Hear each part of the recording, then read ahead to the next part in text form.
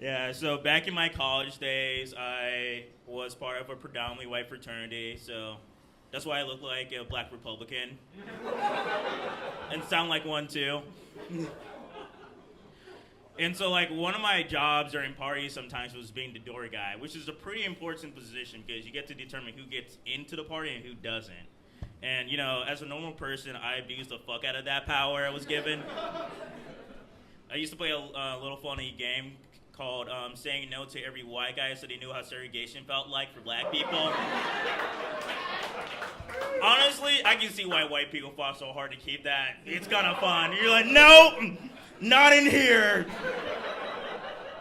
They're like, no, bro, no one's at the party. I'm like, yeah, the ratio is crazy. Gotta keep it really high. Yeah.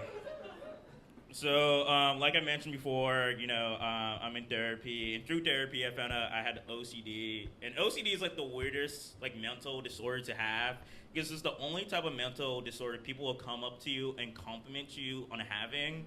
They're like, oh, you have OCD, you must be so organized and clean. It doesn't work like that at all.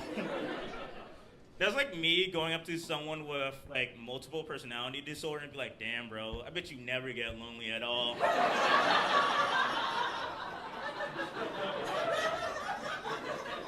Or me going up to a blind person and be like, damn, I know that electric bill be looking low as fuck every month. I'm like, you just don't even buy lamps, right? Yeah, you know, I'm visiting from DC for the week. And one thing I love about New York is like the different types of people you meet. And I met this guy the last time I was here, and we were having drinks, you know, and I've known him a little bit before, but this was the first time he actually opened up to me. It's always rare when guys open up to each other. He's like, hey, Kamal, I'm feeling like a lot of pressure from my family from back home. I'm like, why? He's like, you know, my family's very wealthy, and they have like a certain like high status back home. You can kind of consider me like a Saudi prince, you could say. And my first immediate thought was, bro, why have you been splitting drinks the whole entire fucking night? You Venmo requested me $3 last week. That should be illegal. Like, does your family own Venmo now? Because I'm slightly concerned. Oh, man. So, you know, growing up in Florida was always interesting because no one really considers Florida the South, but it can be really southern at a certain point. So, like, I experienced, like, a little bit of racism growing up in Orlando, and, you know, during 2020, during, like, the George Floyd protests, some of my classmates started reaching out to me and was like, hey, Kamal, sorry about the racism. And I was like, I'm like, just Venmo me $50 and we call it reparations.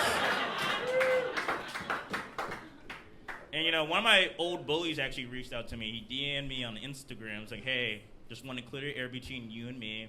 I wasn't racist. I just hated you for you. Somehow, for me, that was worse than any hate crime. Yeah. But, you know, I went to DC, went to school there, ended up getting a job a little bit after graduation, but it took me a long time. It took me about 8 months looking for a job. And I went through like several rounds of interviews, final interviews, and there's one place I thought I was gonna get it for sure. They made me do 5 interviews all in the same week in a row, and they ghosted me after. But I was luckily able to land at my current job a few days later. You know, they gave me an offer. So, you know, with my newfound wealth, I decided I wanted to tear down that company that ghosted me. So that's why I say, fuck the Make-A-Wish Foundation. Telling me I'm too unstable to be around celebrities, okay? Dude, do you think those Make-A-Wish kids, you know, statistically, some of them were probably like assholes back in school, right? Okay, no one's with me on this one? Okay. I guess I'm the only one who believes in math now. Okay. Whatever, I'm not gonna even go into that bit anymore.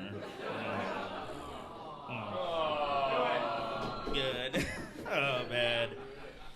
Do it. So, you know, I was talking to my parents a few months ago, and they were like, hey, you know, me and your father have been having some, like, marital problems and stuff, you know. They tried therapy, didn't work. And, they sat me and my sister down. They were like, we might get divorced, we might not. And, I was thinking about it, can I still get adopted by rich white people, in The Blind Side? I know I'm, 24 years old, but I can pass for, a soft 17, I feel like. I just didn't wear sunscreen, that's why I look like this. Ignore my college degree, that doesn't exist, that's fake. Man, so I'm actually gonna end on this one joke. I'm actually blanking on it right now. It's funny, I swear. I swear to God, it's so funny. You guys are not gonna believe this. Oh no, actually, let's not do that. Let's do some crowd work. What's your name? Okay, guys, that's my time.